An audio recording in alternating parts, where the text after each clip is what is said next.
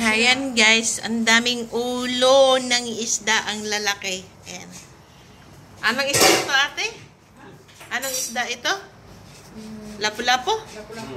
Ayan, ulo po ng lapu-lapu. O, diba? Ang laki. Ayan.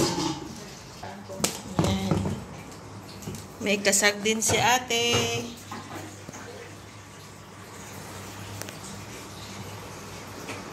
Nagyan niya ng 7-Up. Tsaka gata.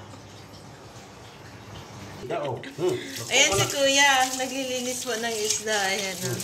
Tilapia. Lalawan ng tilapia o. Tsaka isdang ganyan. Ayan.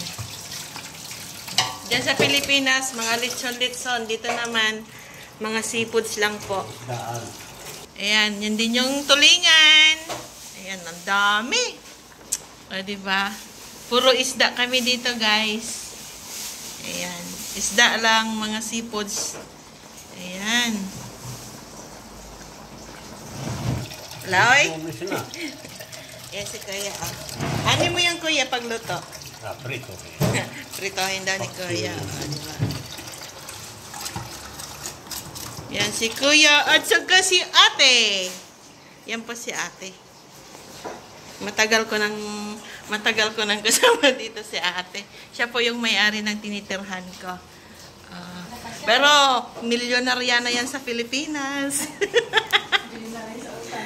Milyonarya na si ate yan sa Pilipinas, guys. Pero, eto, nag-isda-isda lang siya dito. Ayan.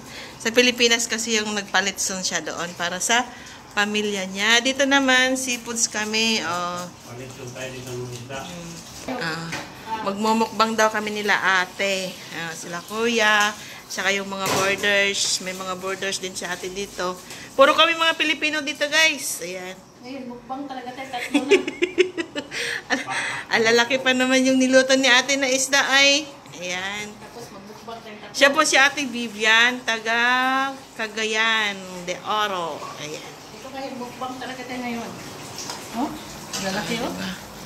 Yan po mga isda. Barato lang dito to. Mura lang. Di ba?